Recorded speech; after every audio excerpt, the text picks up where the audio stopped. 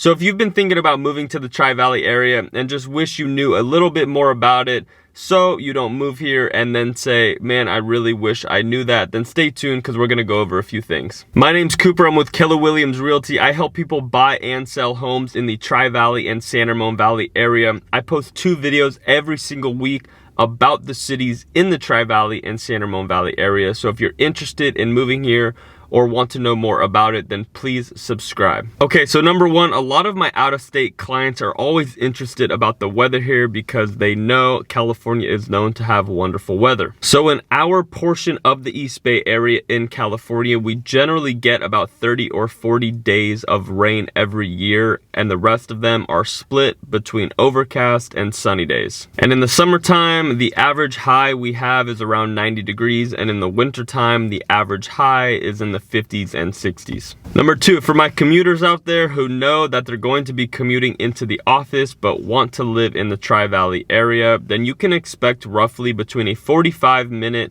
and hour-and-a-half drive depending on when you leave, because traffic changes pretty rapidly in the morning times, and that is for commuting times to the South Bay Peninsula or San Francisco. It will also depend on if you have a fast track pass or not. For my non-Bay Area people out there, you might not be familiar, but what used to be the carpool lane is now a fast track lane, and you can actually pay to use it, whether it's just you in the car, and if you have more passengers in the car, so you still are a carpooling car, then typically the fast track lane is free. You just have to switch the little switch on the fast track pass on your dashboard. We also have commuter buses in the Bay Area here because a lot of commuters work in tech, and a lot of people who work in tech live in the same area. So some of my clients utilize this bus when they're going to the office, which they actually like a lot because the bus has onboard Wi-Fi, so they can actually work to and from the office, gaining them an extra 2 hours of work time every time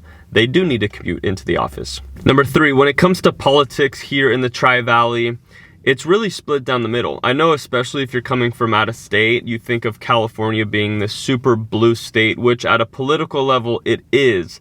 But as far as the actual residents that live here, it's really split down the middle. Of course, you always have people wherever you go in the entire world who are super strong in their beliefs and want to shout it from the mountaintops. But for the majority of the residents that live in the Tri-Valley, they are split down the middle and they don't really discuss it that much. There are definitely some cities here in the Bay Area that are very blue, and you definitely know it because a lot of the people are proud in their beliefs and like to discuss it. But here in the Tri-Valley, it's generally pretty split, and you don't really know where people stand unless you spark a conversation or know somebody really well. Which I actually really love about living in the Tri-Valley area is that most people are just split down the middle. They kind of stay in their own lane, and you're not being constantly fed with whatever their beliefs are, unless you want to be, of course. Number 4, the Tri-Valley is not very nightlife equipped, if you will. People don't really live here to have a crazy nightlife experience. What we do have though, which is really fun if you do want to have a little night out with your partner or with friends, is some of the downtown areas in the Tri-Valley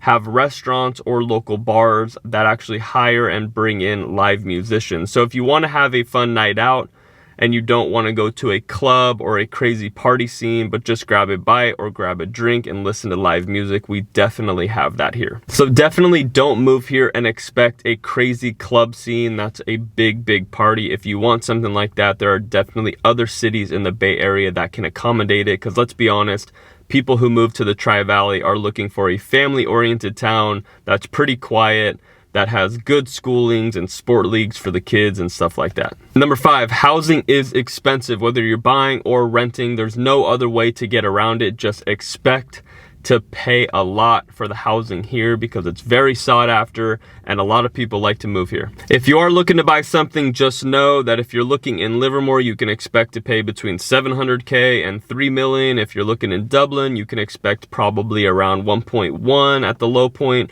all the way up to 3 million plus. In Pleasanton, you can expect to pay somewhere around 1.2 to 1.3 million on the low end, all the way up to 6 million plus. And for condos and townhomes, you can expect anywhere between 400K upwards of $1.5 million, depending on the age of the home and location. 6, and lastly, a kind of a silly one, but just something to note because I've noticed it lately.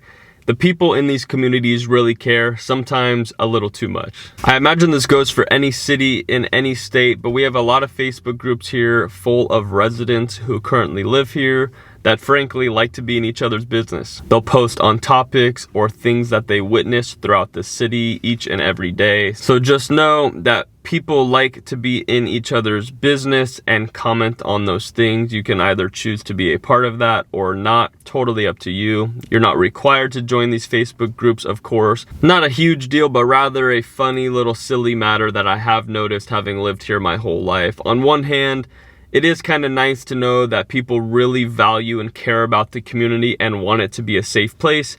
And on the other hand, I assume just like anywhere else in the world, you have some people that have a little too much time on their hands and comment on everything. That's it. Thank you so much for watching. If you have found any value whatsoever, or if you're considering a move to this area, then I would love the opportunity to have a conversation with you and talk about your plans and see how I can be included and help you in that move.